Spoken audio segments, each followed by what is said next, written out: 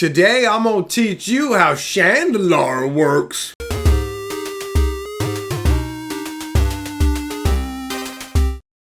Greetings, owners of fine luxury cardboard rectangles. Welcome to a very rough tutorial for Chandalar. I've wanted to do something like this for a while. This is going to be the rough draft version, where I wander through the game. I'm going to go in-game with you, so it's not like key components cut out. I'm going to go through and explain every little bit. What I'd like you guys to do is, after you've watched it, if there are any questions that you have, things that I didn't cover, for those of you who are actually trying to play the game, leave comments. Let me know what I missed, because in the future, I plan to make a more professional version of like how to play this and everything. But for now, with my energy levels and the way things the way were, I basically recorded this during a live stream and figured a bunch of you guys have been asking me questions, so since we're doing the Chandalar sessions, we should have that out there for you guys to check out. So let me know what you think. Thanks for coming by. Go check out the video, and then I'll talk to you after it. I got kicked in the head. Alright, my friends, we're here at the visual tutorial start. So, this is, as I said before at the beginning of the video, this is just a rough tutorial. I'm going to try and put together something that's neater and points things out in a better way. But right now, what I'm going to do is just dive in, go through everything I can. So leave any questions you have about anything I missed in the comments, and we'll clear it all up later. So, let's start out here. Obviously, you have these options. You don't need to have these options explained to you. Start new game, load your save game, resume game. Now, some of them do, just so you know, come with preloaded saved games that are good to go. So you can use those if you don't want to start with the beginner game set. So, when you click Start New Game, the first thing you're going to see are these. These are your difficulty levels. These determine a few different things. They determine how intelligent the AI you face off against will be. They determine how much you start with at the beginning in terms of things like your life total and items, and they also determine what cards you have and how off color your deck will be. So once we move past this screen, you get to choose the main color of your deck. The higher the difficulty you pick, the more randomized and the more colors there'll be in your deck, and the more difficult the game will be. If you have not played this game before, I do not recommend playing on Wizard. You can if you're somebody who likes extreme difficulty, but most people who've played the game tell you don't do it. It's too difficult. The game takes some practice to get a handle on. And if you feel like the game is beating you down and you're having a hard time, don't feel bad. This game is brutal and unforgiving. It's from a time when games were brutal and unforgiving, and this one is extra brutal. Most people play this game by saving and reloading very, very frequently, because you can lose a good portion of your deck very easily if you're not careful. So, if you're somebody who wants to play with the save load method, don't feel bad. Don't feel like you're cheesing the game or anything like that. You can totally play that way. In fact, I did that when I was a 15-year-old kid starting out the game too. For me, I've played this game so much that there's no challenge for me in playing anything but the highest level of difficulty. But for you, I would say, I think personally, and this is personal preference, so you'll have to decide for yourself, but I think Apprentice is too easy and too simple for anybody. But again, remember, my difficulty scale is based on being one of the most hardcore veterans of this game in the universe. So there is that. I'm going to go ahead and show you what it looks like when you choose Wizard. All right, that's what we're going to go with. So I'm going to give you the worst case example, and if you choose other ones, you can basically compare what you got to how badly you get reamed when you choose Wizard. So we're going to choose Wizard. Now, when you choose between these different colors, what you need to know is this will be the main focus of your deck. Now, that focus will be diluted by the difficulty level you've selected. So, the lower difficulty level means the more color cards you will get of this particular color. Now, in terms of ranking the colors and what to start with, red has a lot of burn at the beginning and is easy and cheap to get because they're commons and easy to acquire. White has a lot of little weenie creatures. They're a decent starting color. Black has dark rituals and terrors. It's a decent starting color. Green has a nice little array of decent creatures for the cost, but it doesn't have a lot of versatility in terms of answers aside from Desert Twister. So it's not like, basically, Red and black are your two easiest starting choices, okay? Followed by white, then green. If I'm going to put them into tiers, red and black are your top tiers to give you the strongest start, to give you the best chance.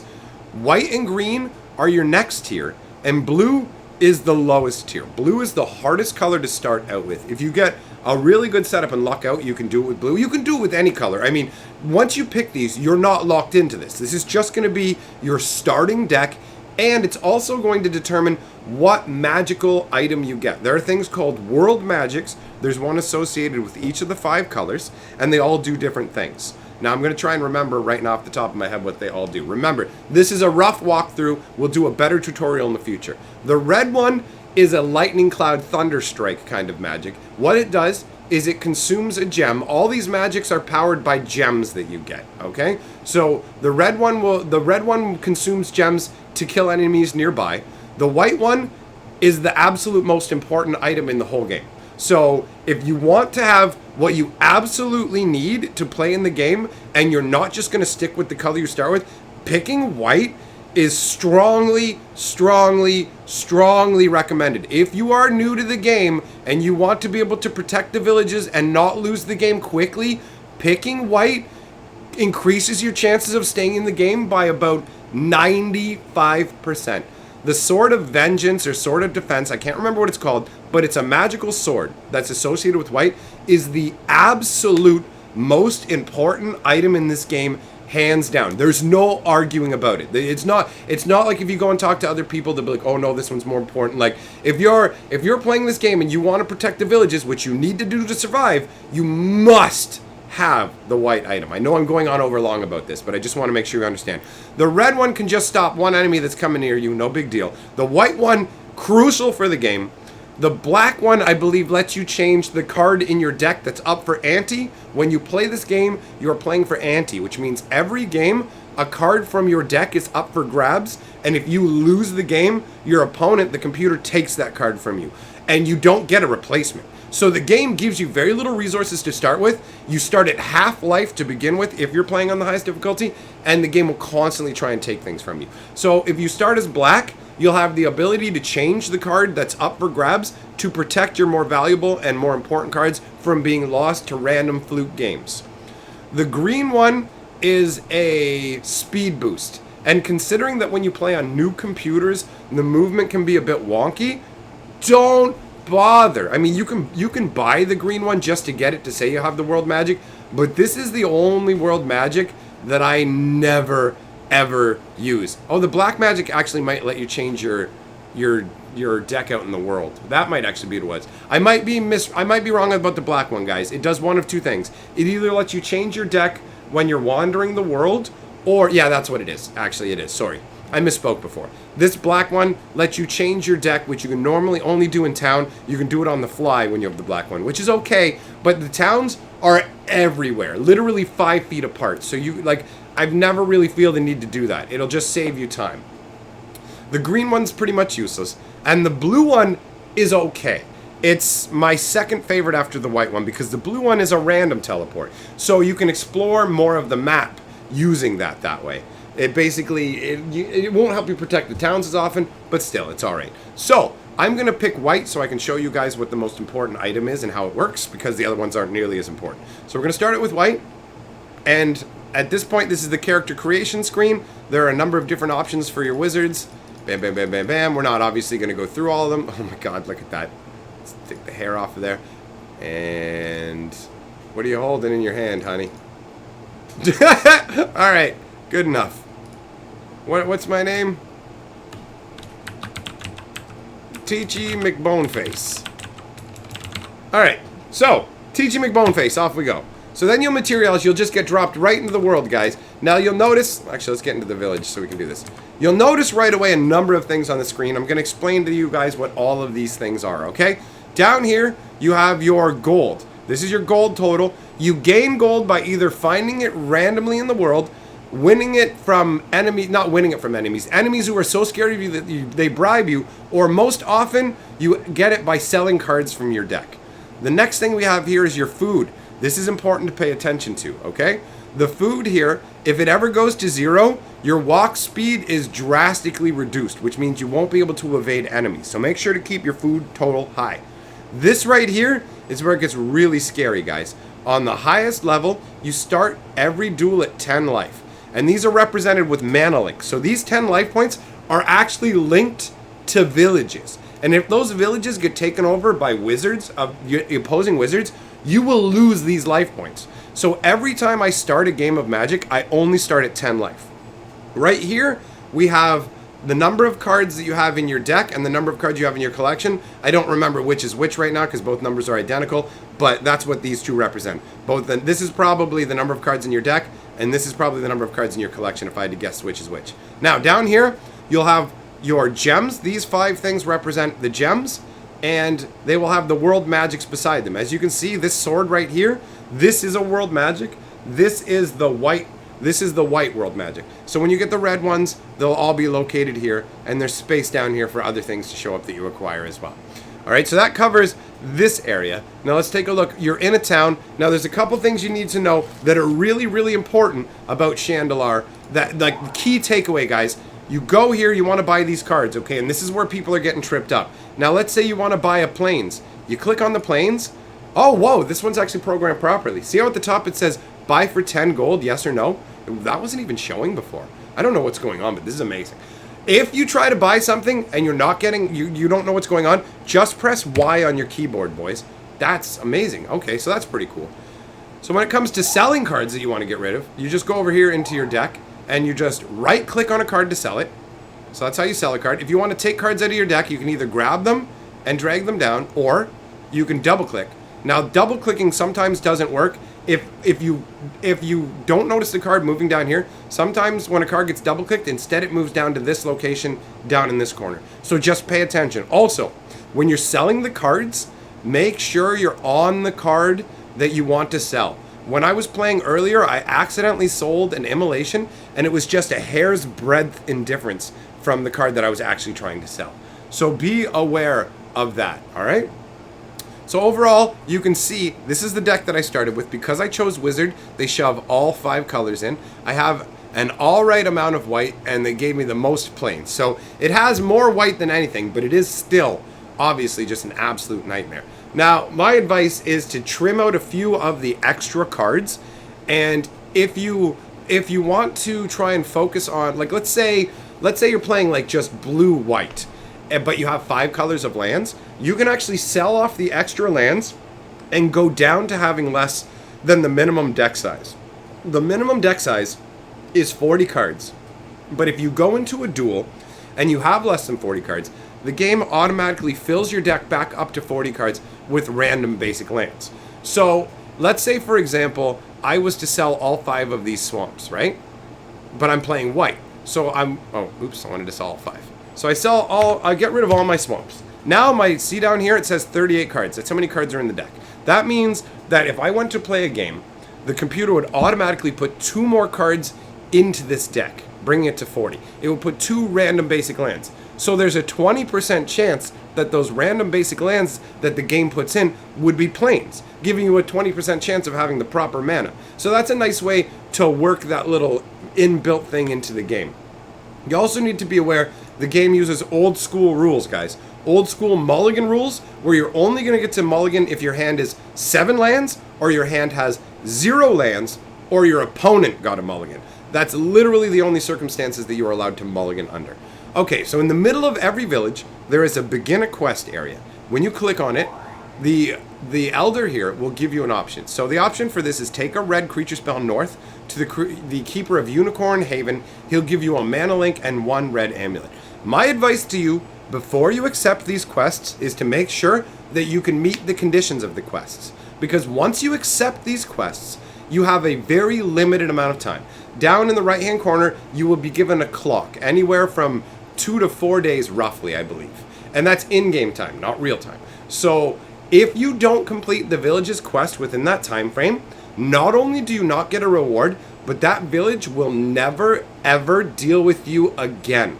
And because you mana link to the villages, and some of the villages give you quests that aren't mana link villages, you absolutely need to maintain the relationships with the villages. You can't afford to lose them. It's not something that's going to help you win the game. Mana links, for those of you who don't know, are what represent your life total. So what this guy is offering me right now is he's saying, take a red creature spell north to the Unicorn Haven village, and you will get a mana link and a red amulet. So if I do that quest, then which I'm going to accept to show you guys how it works, then I will get, so I'm get 5 days. So it's 2 to 5 days to complete a quest, guys. So I have 2 to 5 days to complete this quest. Now, do we have a red creature? We do. So we have the conditions to meet that. Now, check the map to figure out where Unicorn Haven is. Luckily enough, it's close. Now, for you, I advise that you check the quest ahead of time to make sure that you're not going ahead and accepting a quest for a village that's too far away, or that where you don't know where it is, because some of them aren't labeled on the map. You see how there's like Shalecliff Mill, but some of these don't have names? You'll be running around blind, and if you don't make it to the village in time, you lose the quest, and it's brutal. So let's go over to, well, this is how you buy food since we're here as well. Now we're going to quickly trip over to Unicorn's Haven. Bum, bum, bum. Just run along the map. In the swamp, you move slower. See this little graveyard thing? There are little treasure. Basically, okay, here we go. So this is a diamond mine. Anytime you run into these little things, they pop up on the map. They'll look like graveyards or shipwrecks or little green mounds or white ruins or a little red mountain. There's 5 different types, and you go into them, and they trigger a random event. It could be a duel, it could be you get a piece of treasure, or it could be something like a diamond mine. Now, how a diamond mine works, guys, is it gives you options to buy any of the cards except for the super rare stuff like Ancestral Recall, any of the other stuff. You can buy any of those with gems, okay? You got to know what kind of a bazaar it is. So this is a gem bazaar. I only have 1 gem.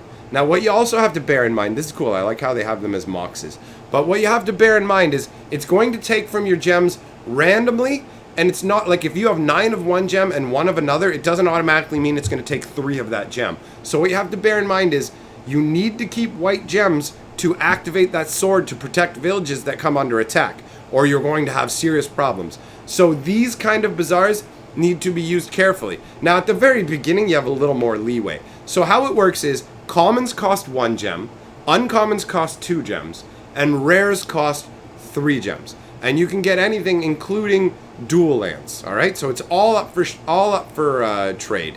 It's pretty cool. So let's just pick something. We will buy. You can get 4 basic lands as well for 1. I like how they do that. So 4 islands. So we just did that trade. And sometimes when you leave, you get a free random treasure card, which is nice because you can sell that. So continue along the quest over to Unicorn's Haven. All right. So as you see, it says that they're pleased to receive the reward. I should say to receive the Orcish Artillery. It'll tell you specifically what card has been removed from your inventory, and pay attention to that, guys. They will take cards from your deck. It doesn't matter to them. The game will take one randomly. There's no way to control what it is, so you can totally end up losing something from your deck. That's something to be aware of. Now, the quest is complete. As you can see, now we have 11 life. Now let's take a look over here on the options on the side. So that just takes you into the deck builder, which is the same thing here. It's literally it's confusing, but it's literally the exact same thing. This is your map. Now on the map here, you can see the different villages. Honestly, I do not recall what the difference between a yellow and a white highlighted place is. Yellow may be the places that you have mana links with, but let's see here. We have different options. We have a plain map. There's an info map. Oh my god, are you kidding me? I had absolutely no idea. I had no idea. I feel like a fool, guys. This looks like a really useful source of information that I must have used when I was a kid but completely forgot about. I would advise using this.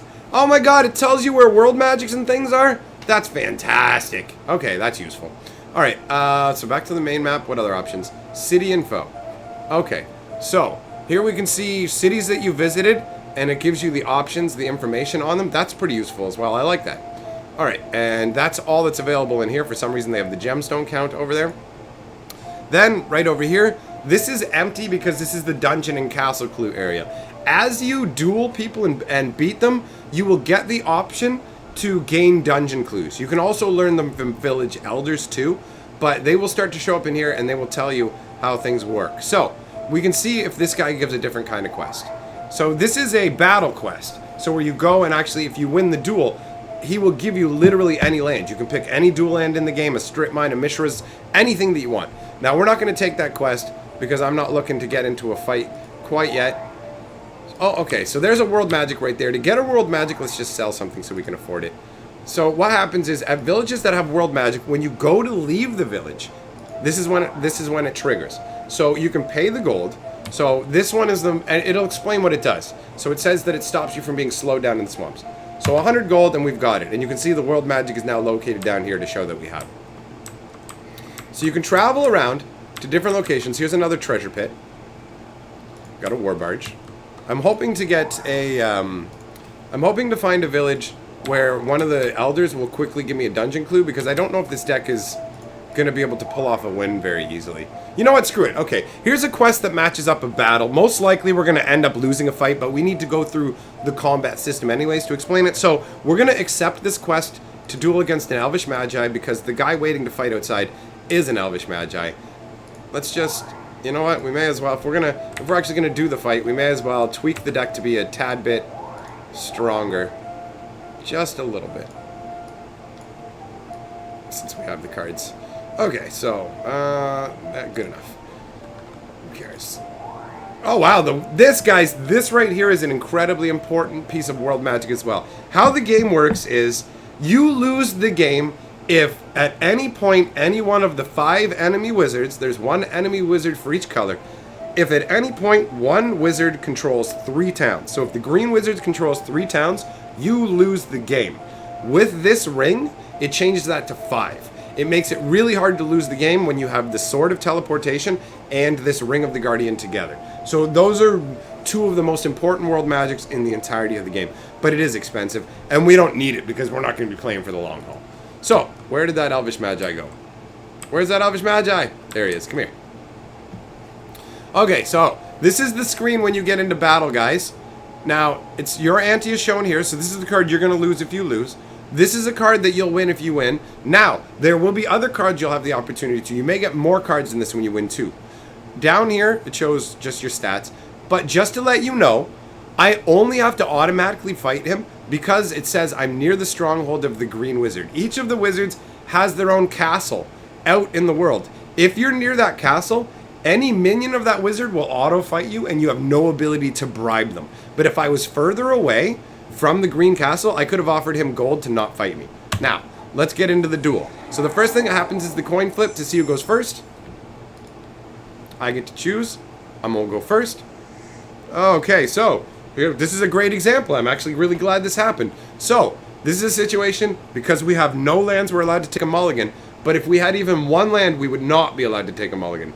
There's no, it doesn't work that way anymore. This game uses old school rules, including mana burn. Not even a single plains, but we got 3 artifacts. Interesting. Alright. So over here you have your hand. You can hover over any card to see the full-on version of it. They have color slash lines across the top of lands to tell you what you have, because the lands will stack. The little swirl here indicates summoning sickness. As you can see, my mountains there, they'll build up. Over here on the side, we have the different phases. If you want to stop at any different phase, this red dot here indicates that every time it will stop and offer me the opportunity to do things. But otherwise, it assumes I'm passing priority unless he does something. So that's how that works. If you wanted to stop during your upkeep, you would right-click on this and mark the phase to always stop. Or you could run to this phase if you only wanted to go there once. Why didn't he attack me? Okay. So, we can cast something now. So, there's 2 ways to cast something. You can either double click on the name, and if you double click on the card, it will auto tap from your lands. Now, the game will not be intelligent about this. So if you have something that costs like a red and a green, and something that costs a red, and basically, it's not going to leave a green mana open to cast a Llanowar knowing you have a Llanowar still in your hand style. It doesn't work that way. So I'm going to go ahead and tap the lands to show you the other way of casting it if you want to tap the lands. But don't trust the game to tap the right lands. It doesn't work that way.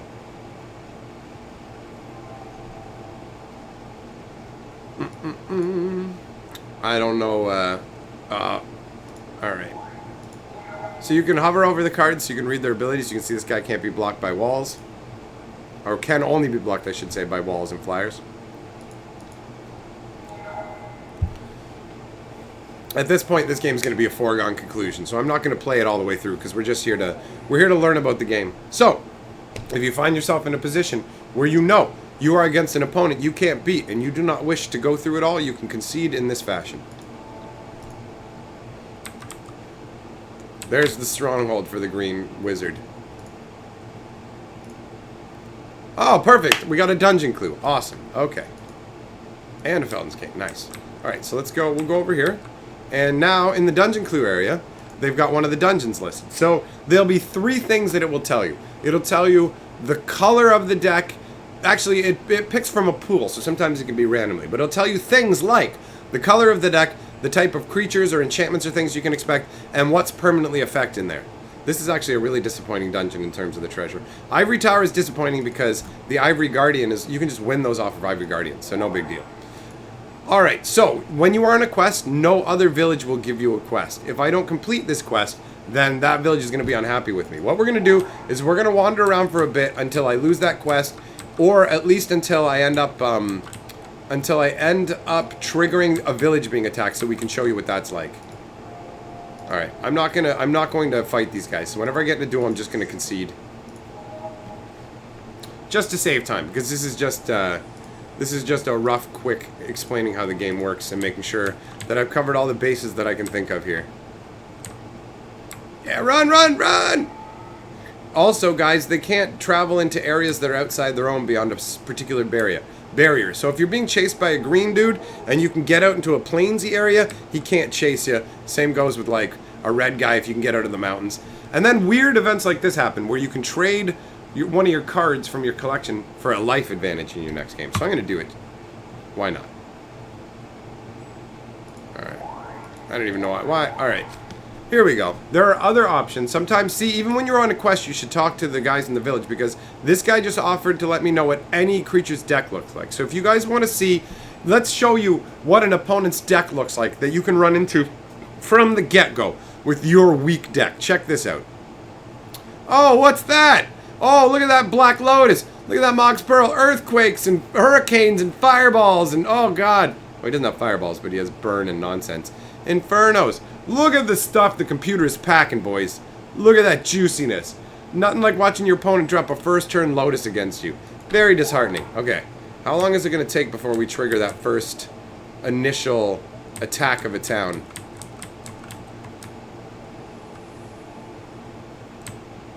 How long? Because that's pretty much all that's left that I can think of.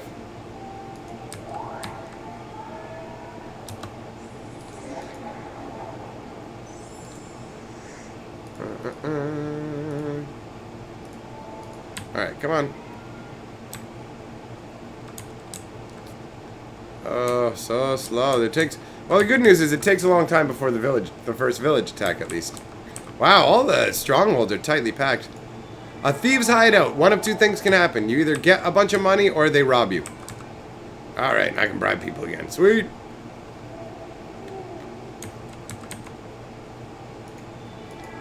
Nice. Making me rich, boys.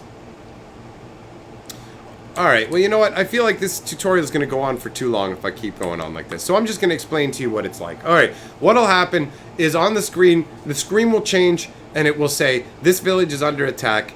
If you have this, you can click on this. It will teleport you directly to the village at that point, at which point you will encounter the monster. If you don't have this, you can click over here to look at your map. The city that's being attacked will be highlighted in red. You have very little time to get there, so don't dally. If it's all the way across the map, you're not going to make it in time, so don't waste your time running over there. Just focus on strengthening yourself.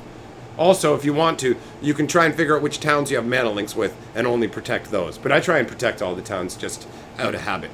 So I'm going to end that here because I didn't want to go on too long. I hope that you guys found it useful. I'll try and put together a more ordered and edited one. But I'm still recovering from what happened to me, and this is just how we're doing it. So I hope that you guys found this useful. I hope that you have fun playing Chandalar, and I'll talk to you later. So there we go. We're back after the tutorial. For some reason, I thought that I was just done before now, but still got more stuff to do.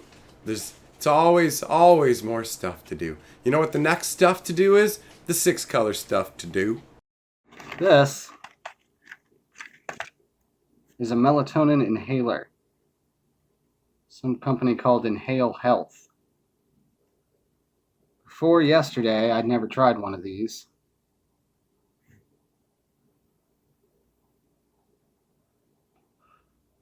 But that's pretty much all there is to it. It says to inhale for 3 seconds, 5 to 10 times before bed. That's a melatonin inhaler. And together, we are the 6th color of magic. Alright, well now that we're done with the 6th color of magic fun, it's time to move on to rolling that golden scroll. Keep rolling, rolling, rolling, rolling. What? Alright, so, my golden lords, we have some new members amongst you. Let me welcome Ducky Alquaco. I like that one. Carlos Avalos. I like that one. And Log 1000. I like that one too. I like them all. Alright, boys. Welcome to the Golden Lords of Purple. Thank you for joining my Patreon. Very nice to have you aboard. Sorry if this video is a little disjointed, but I don't know if you heard, I got kicked in the head. I'm gonna mention in every video from now until forever. Bye. Boot to the head. And I'm history, baby.